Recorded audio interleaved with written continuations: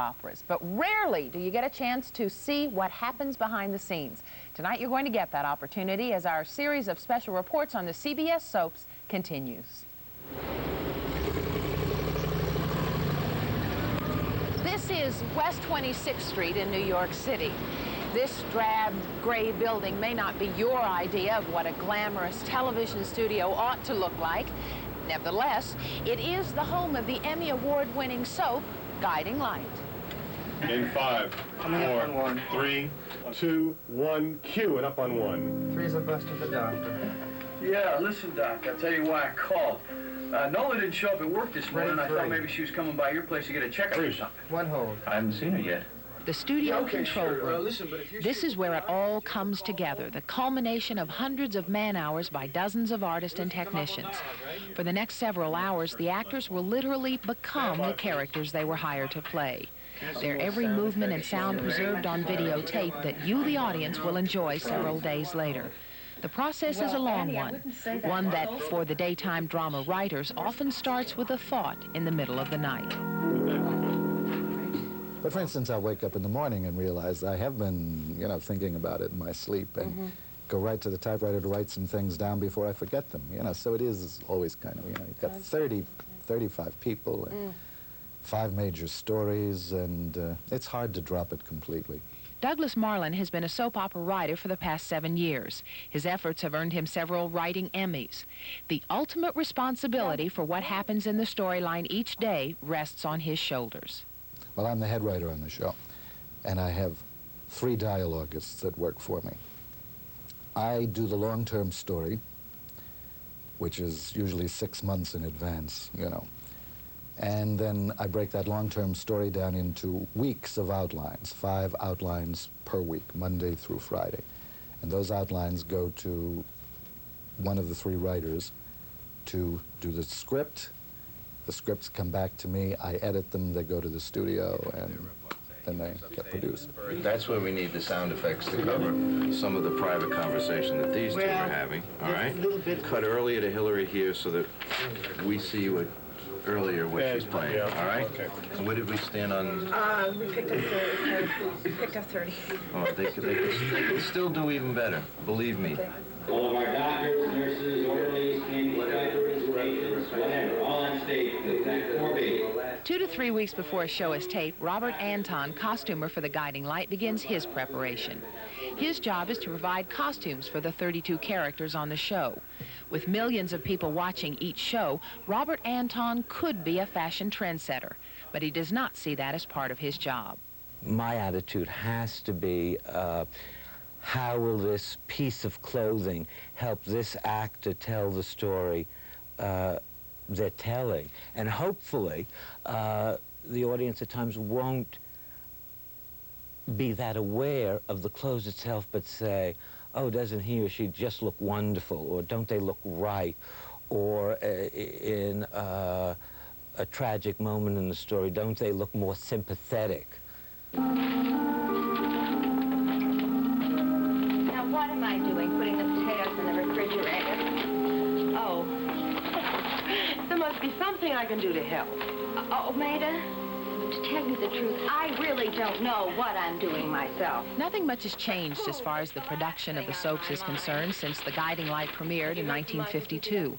There is no space-age television technology required to tell us about the day-to-day lives of the Bauer family and their friends and acquaintances. Just a few studio cameras, an old but reliable audio board, and of course the writers, directors, and technicians.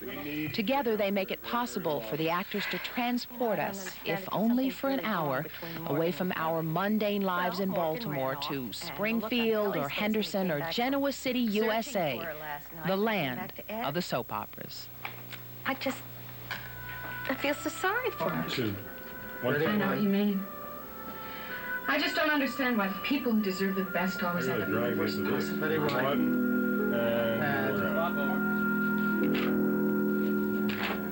Take black. Yes, we did. Stop. Still ahead, Dan Rodrigues takes a look at how to drive yourself crazy, but with style. And Vince will talk to the new Colt kicker and have Orioles highlights from the stadium. Stay with us as Action News continues.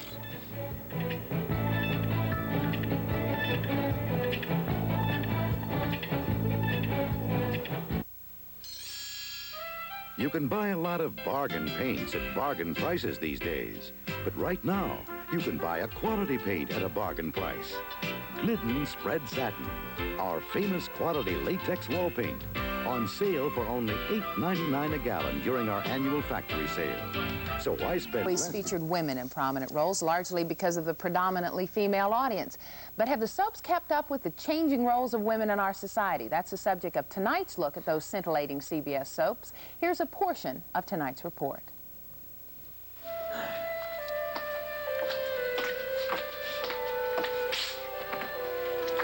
Brad, what are you doing here? I want to talk to you about your client, Mr. Stenbeck. Fine, but I think you better calm down. You first. tell him that he can just lay off. What are you talking about? He's putting the pressure on down at the mine again. Well, I wasn't aware that he was bothering Well, you in he any way. is. And if he is, then I suggest that you talk to Tom Hughes. I think Maggie's one of the most interesting, potentially interesting women on daytime television because she not only is a very successful, aggressive, competent attorney, but she has a very soft, feminine side as well. And to see those two qualities integrated is, I think, not very usual in life, really, and in daytime TV. It's something that I think the 20th century woman is striving to accomplish. You know, I just don't understand why it is that everyone seems to forget the fact that John's life has been ruined and Dee was the one who brought the charges. Let's not go into who's the injured party. Neither one of us wants to go into another trial. Come on. As the world turns, Mary Linda Rapelier considers herself lucky to be playing the role of Maggie Crawford. While the soaps have always put women in dominant roles because of the largely female audience, Mary Linda feels they are often written and portrayed as less than three-dimensional. I think that Maggie fills that void in some way, although certainly not as completely as would be desirable. But in general, the women are either victims and sort of passive, non-assertive types, or witches, you know, very manipulative, totally aggressive, completely out of touch with their softer, more vulnerable sides. Joining us today, if you missed his entrance a bit earlier in the show, is Harley Benton. You know him as Derek Colby of Guiding Light. He has a T-shirt on. At least you would forget that. I wanted to be picked up at the train station accurately. Oh, that's better than having the picture in person. Welcome to Action News at Noon. Thanks. We just spent a little bit of time, and we will spend more time on the 6 o'clock edition talking about women's roles and how women really have been the featured players for a while because of the female audience. What's it like to be a male in a soap opera? Do you feel like you get good treatment, and are you portrayed the way you think men should be portrayed to the 51 million women who watch soaps? Wow, that's a question I haven't really thought about. It's a good question. Thank you. I can only talk about my character and the fact that I think our head writer, Doug Marland, is marvelous because he creates very complex characters. And so I'm a good guy on the soap, and yet I think that there's a whole dark side that, and I don't mean in sort of a melodramatic, villainous way, but I think that there's a really complicated emotional life with this guy, and all the groundwork is there. A lot of the women that we've talked to said that they liked playing the villainesses. That was really a great acting exercise for them. Do you feel that way? Would you like for your character to make that turn to the dark side? No. When I say the dark side, I really mean sort of in a compassionate sense, the sort of troubled dark side that we all have and that a lot of times you don't see on the soaps because you have good guys who always are strong. I think that with Derek Colby, we're going to see a little fallibility that is going to go towards being the way we all are. Tell me some funny stories. Well, the only one that, at any rate, comes off the top of my head was, you know, you work every day, and you all of a sudden run into these pronunciation problems on the set, and it gets hysterical. So one day I had a line where I said to Don Stewart, who plays Mike Bauer, you know, who's of the Bauer family, which is the institution on our show, I said, well, what does that have to do with being Amanda's financial advisor? That's what I was supposed to say. Instead, I said, what does that have to do with being Amanda's Fernanda advisor? So, I mean, it was like, and it came out, and we actually had to almost go back to that set. We shifted sets, and we had to go back because the producer didn't notice. They didn't catch it until afterwards. It was hysterical. Oh, I think that's really interesting. You know, there are a great many theories about why men are watching soap operas these days, and the fact that they are, in fact, coming out of the closet to watch their soap operas in public. Why do you think more men are starting to watch? Is there more for them? Well, first of all, I don't know why exactly why people watch daytime dramas, only because I have, I did not watch them myself, and that's not because I don't like them, it's because I just didn't, have time for that. Sure. And so I can't make really a big judgment on that. It may be that the male roles are being treated in a more interesting, complex way, because the target audience, I think for years, was the female audience. And of course, that's changing. We're becoming equal in different ways, and I think that maybe the men's characters, they're starting to watch. They're making time for it in their schedules. They have the time because maybe their wives are working, so they're at home, and they're seeing what these are all about, and they're not sniggering about them anymore and making fun of their spouses for watching these shows. Can you leave Baltimore with a little secret about Harley, or maybe a tidbit that we might not know about or we haven't read in magazines?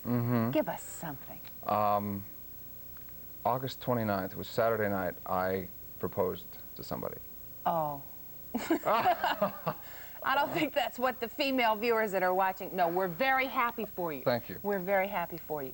And the marriage will be... She hasn't accepted yet, so don't worry. There's still hope, ladies. Right. There's still She's a very thoughtful person. Harley, I'll strangle her. Thanks for being with us. We really appreciate your coming down from New York. We wish you continued success on Guiding Thank you. I had a great time. There will be more Action News in just a moment, so stay with us. We're coming right back.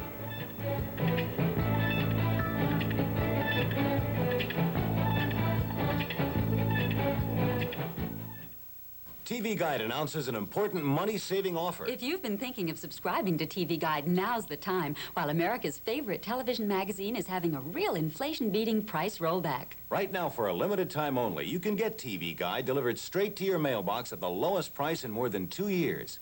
Yes, now you can get TV Guide at 8.5 cents off the regular subscription rate and save a full 10 cents off what you pay in the store. That's just 30 cents a copy when you order 26 weeks for only $7.77. And you'll enjoy the convenience of having TV Guide home delivery. Well, you have to have showers to grow vegetables like that, and that's what we have on the forecast, I know. Exactly, and not the greatest... Daytime series.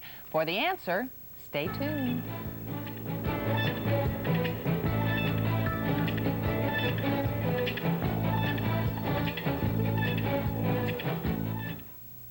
Montgomery Ward is celebrating outstanding values, like Ward's steel...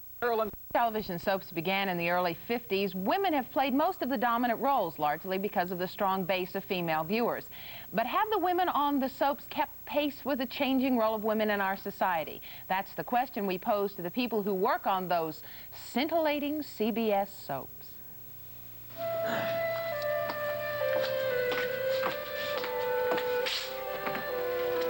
Brad, what are you doing here? I want to talk to you about your client, Mr. Stenbeck. Fine, but I think you better calm down. You tell him that he can just lay off. What are you talking about? He's putting the pressure on down at the mine again. Well, I wasn't aware that he was bothering you in any way. Well, he is. And if he is, then I suggest that you talk to Tom Hughes. I think Maggie's one of the most interesting, potentially interesting women on daytime television, because she not only is a very successful, aggressive, competent attorney, but she has a very soft, feminine side as well. And to see those two qualities integrated is, I think, not very usual in life, really, and in daytime TV. It's something that I think the 20th century woman is striving to accomplish. You know, I just don't understand why it is that everyone seems to forget the fact that John's life has been ruined, and Dee was the one who brought the charges. Let's not go into who's the injured party. Neither one of us wants to go into another trial. Come on. As the world turns, Mary Linda Rapelier considers herself lucky to be playing the role of Maggie Crawford. While the soaps have always put women in dominant roles because of the largely female audience, Mary Linda feels they are often written and portrayed as less than three-dimensional. I think that Maggie fills that void in some way, although certainly not as completely as would be desirable. But in general, the women are either victims and sort of passive, non-assertive types, or witches, you know, very manipulative, totally aggressive, completely out of touch with their softer, more vulnerable sides. Nicolette Goulet, who plays Katie Taper on Search for Tomorrow, feels that not only have women on the soaps kept up with the times, but they are an inspiration to the female audience. My character's a lawyer. you know, a businesswoman with a family. She was just with her son. She just had a son. She just got married. And juggling life as a career woman and as a housewife, you know. And that's something that I think a lot of women sit down and say, well, I don't know if I can do that. And they watch the soaps, and I've had more people say, I can do this. It's so, if Kathy can do it, I can do it. Guiding Light's head writer, Douglas Marland, says his writers are making a conscious effort to parallel the woman's movement. An indication of the changing times is evident in the storyline of Hope Spaulding. She finds herself pregnant and separated from her husband. How does she respond? Hope has taken a very 1981 stand. She says, I can have my baby, I can be fine, I have a career, I'm an interior decorator, I can do just fine without Alan here. Now, several years ago, you really wouldn't have given that stance to, you know, a core member of the family. You know, she would have been in a terrible dilemma and helpless and, you know, pining away for her husband. She's, you know, she's taking a very today stance, you know. Women are getting much stronger. Right, they're stronger, and they're not afraid to do it alone if they have to. Vanessa, I'm so sorry that you couldn't join us at Ed's last night. Charita Bauer, a 29-year soap veteran, finds herself in an unusual predicament. With alarming frequency, the matriarch and patriarch of the soaps are being written out or given much less significant storylines, an occurrence Charita finds disturbing in part. I think to a degree it doesn't bother me. I think when a whole show is about juveniles and nobody else except their connection with those juveniles, that's dumb. I think having a lot of young people on the show, as we do now, is terrific. But if you then use everybody else on the show as a set dressing or an errand runner for the juvenile delinquents, that's dumb and uninteresting. I think they lose value. For instance, As the World Turns, Nancy Hughes was a figure that everyone knew. Recently, Nancy resigned from the show, Helen Wagner, the actress, because as she told us, there really was no plot for her. She was just there. Apparently, the writers could not focus on anything for her to do. Ruth Gordon, editor of Soap Opera Digest, thinks the writers are making a big mistake, focusing on the young and beautiful characters at the expense of the more mature actors. I believe that there are many plots that they could do with the older citizens if they would just try. Tomorrow we'll take a behind-the-scenes look at the publishing empire that keeps us up to date when we miss our favorite scintillating soap. When we return, a story on a very safe safe. And Vince Bagley will have the latest on the U.S. Open. Stay with us as Action News continues.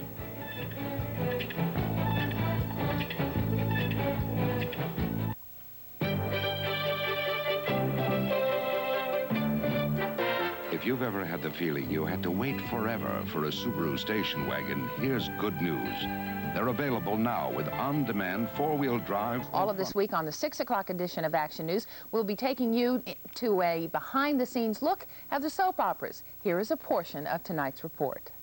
I think that a soap opera is either the closest thing to reality or the closest thing to fantasy, which sounds really strange, but that's about what it amounts to.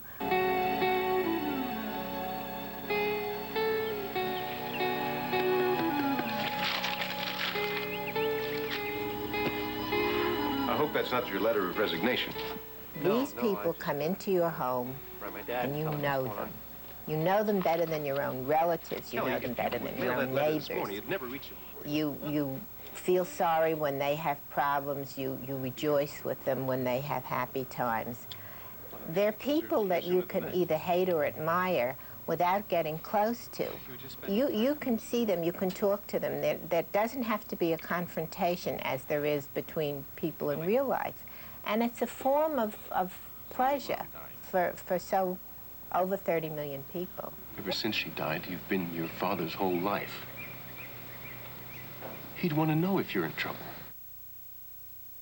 Joining us today on Action News 11 at noon is Dr. Jeffrey Moss.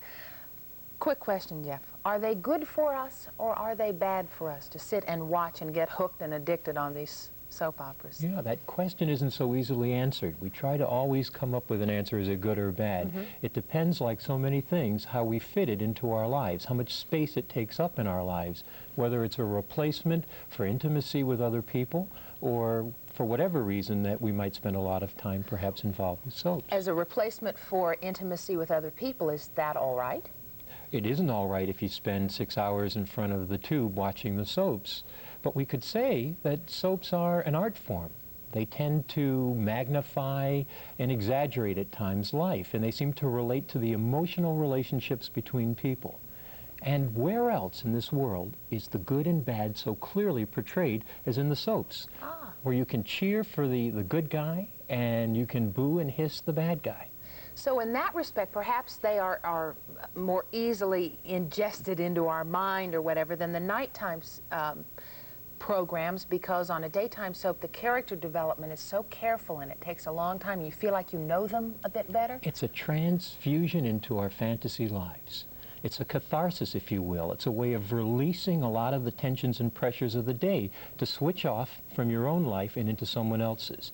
The problem becomes when you assume a major role in someone else's life, then it perhaps isn't so good and you lose focus. And I know that happens because the lady that we interviewed, Ruth Gordon, who is the editor of Soap Opera Digest, told us that when two characters get married on the soap operas, the studio will be deluged with wedding presents. People think that Doug and Julie have gotten married, or two of the characters on the show. And so in that respect, there are people out there that can't separate it, I suppose.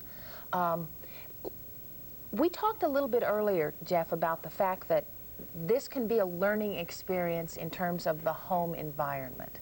Well, take adolescence, for example. Many parents out there are saying, take my adolescent, all right? You try to sit down and talk about what's going on with your adolescent in their private life, and they say, no entry, you're being too intrusive. But another way to be able to dialogue about real issues in adolescents' lives is to talk about things that they watch, things that they're involved in. And the soaps oftentimes give enough distance to talk about real issues, to become involved with them. And men are watching them increasingly. Suddenly they have permission to have an emotional life. And they're watching them as a way of getting permission to be more expressive. But then folks might say, but isn't it bad? Isn't it bad for you? It's bad if it becomes a major force in your life.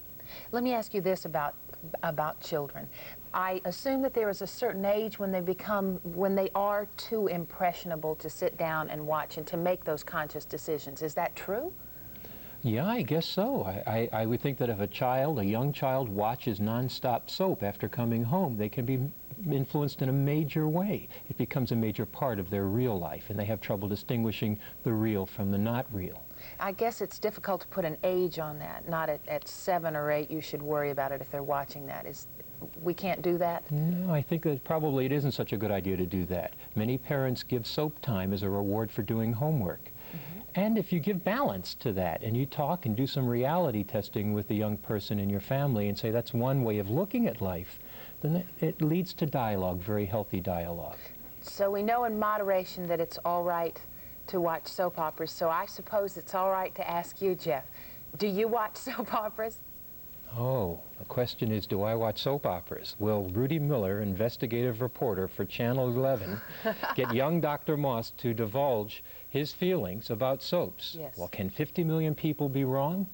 Tune in tomorrow, folks. Oh, thanks, Jeff. We will see you next Thursday. Okay. There's more action news to come, so stay with us. We will be right back.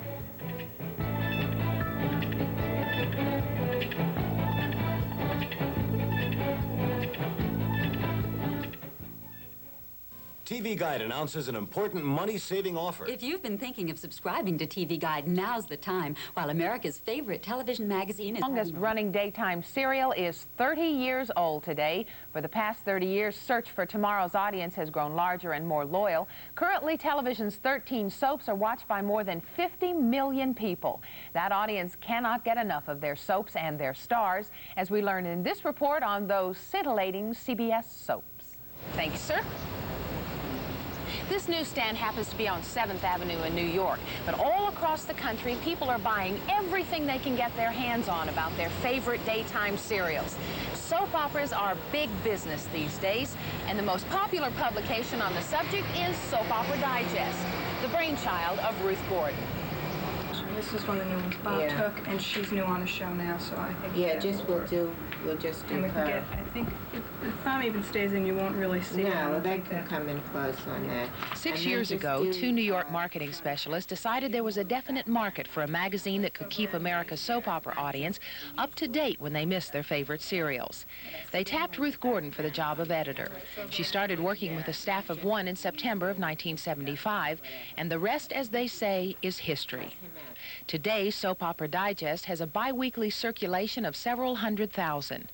It is regarded by most people in and out of the business as the Cadillac of daytime drama magazines. For the past 6 years, Ruth Gordon's life has revolved around the soaps, but it wasn't always that way. Most people say to me, oh, you must have been a soap fan from way back. But most people don't know that I really never watched any soaps. And at the day that I became editor of Soap Opera Digest, I didn't even know how many soaps there were. So I had a lot of catching up to do. And catch up she has. Ruth will not admit to having a favorite soap, but she does admit to being hooked on the idea of continuing daytime drama. I think that a soap opera is either the closest thing to reality or the closest thing to fantasy, which sounds really strange, but that's about what it amounts to.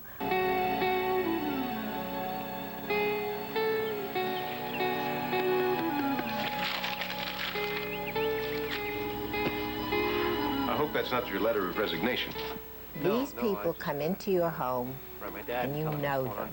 You know them better than your own relatives. You know them better than your own neighbors. You feel sorry when they have problems. You rejoice with them when they have happy times. They're people that you can either hate or admire without getting close to. You can see them, you can talk to them. There doesn't have to be a confrontation as there is between people in real life. And it's a form of pleasure for so over 30 million people. Ever since she died, you've been your father's whole life. He'd want to know if you're in trouble. What kinds of changes have you seen in the soaps in terms of the subjects that they're dealing with? When they started out, they had harmless conversations of two people sitting as you and I are talking, and talking about very mundane things. Well, how do you like my dress? Well, I like it when you bought it. I liked it when you tried it on yesterday, and... Oh, you've shortened it. Oh, yes, but don't tell Bill. Oh, Papa, I feel like a bride myself. So, we're all set, huh? Uh-huh, we're just waiting for Ed. I wanted to pick him up. That's part of the best man's job. Oh, Bill, he won't get lost. You shortened your dress. Today, they do a lot of location things, which is a thrill. I mean, there are people all over who never get out of their hometowns. And they had Paris on one show. They went to Greece on As the World Turns. They've taken it out of the studio. They've taken it to location. One of the criticisms that we hear is that people are tired of seeing just the gorgeous, beautiful blondes and the young, gorgeous men, just the beautiful people. What do you think about that? I don't know why that should be, because if people watch soap opera as an escapism, then they want to see attractive people. People like to look at things that are beautiful more so than ugly. There's enough ugliness in their own lives. They don't have to watch something on television. You know, soap operas are an escape. And why would they escape to something that's not nice? But happiness is a fleeting moment in daytime drama, and it is precisely that search for happiness that keeps men and women glued to their TV sets for hours on end. The formula has worked for more than 30 years, but in the future, will the young still be restless? Will there be a light to guide us? And the search for tomorrow, will it continue? Stay tuned tomorrow for the future of the soap opera.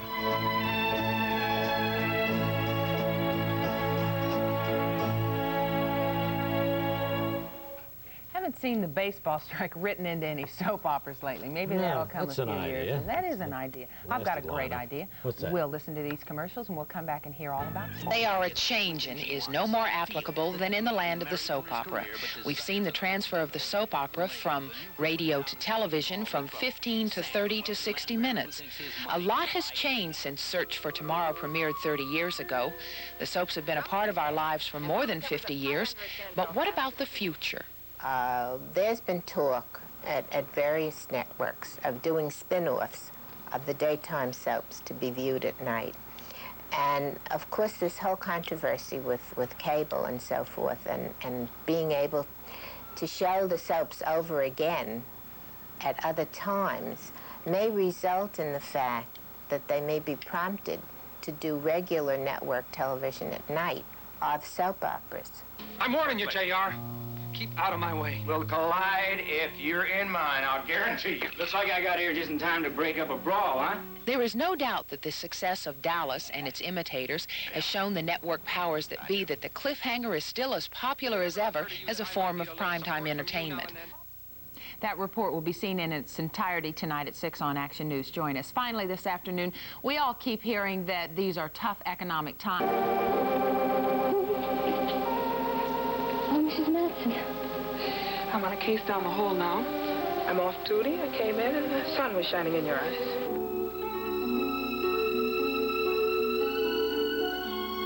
And now, the award-winning Guiding Light. Great to see you, really. You know, it's been too long. Hey, it's good to see you, Tony. Listen, Ma's just fixing to make me some breakfast. Why don't you sit down and join us and, Thanks. Come on, we catch up on what's been happening. From the producers of Dallas, meet the people who live and love on Flamingo Road. Now, can you reschedule? The phrase, the times they are a-changin', is no more applicable than in the land of the soap opera. We've seen the transfer of the soap opera from radio to television from 15 to 30 to 60 minutes. A lot has changed since Search for Tomorrow premiered 30 years ago. The soaps have been a part of our lives for more than 50 years. But what about the future? There's been talk at various networks of doing spin-offs of the daytime soaps to be viewed at night. And of course this whole controversy with cable and so forth and being able to show the soaps over again at other times may result in the fact that they may be prompted to do regular network television at night of soap operas. I'm warning you, JR. Keep out of my way. We'll collide if you're in mine, I'll guarantee you. Looks like I got here just in time to break up a brawl, huh? There is no doubt that the success of Dallas and its imitators has shown the network powers that be that the cliffhanger is still as popular as ever as a form of primetime entertainment. But why? Why will 83 million people stay in on a Friday night to find out who shot JR? I have a theory that there's a tremendous amount of repression that goes on in people's lives in order to exist together in a society. And a lot of that darker side of the individual needs a life somewhere, needs some sort of exorcism. And I think that soap operas provide that. I think it's a sort of a catharsis for people's less positive aspects.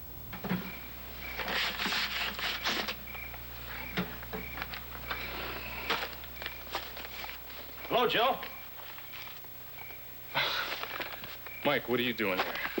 I might ask you the same question, but I think I got a pretty good idea. Look, I know what you're thinking, but you're making a real big mistake. Oh, really? Michael Stark, Guiding Light's Joe Bradley, thinks the reason is a lot more simple. The dishes have to be done. Front room has to be cleaned. Turn on the TV and just let it play right on through for 2 hours. What better way to pass that kind of time, I think. Well, I don't want to talk about it now. We'll talk about it down at the station, okay? The station? Yeah. Lieutenant Wyatt knows about it, and he's been waiting to talk to you. I don't want to keep him waiting any longer than he has already. So it would appear that as long as there are dishes to be done, as long as there is time to pass, as long as there is a story to tell, people will listen and watch, and the networks will continue their efforts to keep the audience entertained. So the next time you tune in to your favorite soap opera, keep in mind there's more to the soaps than just the beautiful people falling in and out of love and intrigue, solving the problems of the world over endless cups of coffee. It's a whole different world behind the scenes, a world you don't often get to see. We hope you've enjoyed this look. Rudy Miller, Action News. When we come back in just a moment, Vince Bagley will be back with us with the day's sports news live from Memorial Stadium. So stay with us as Action News continues.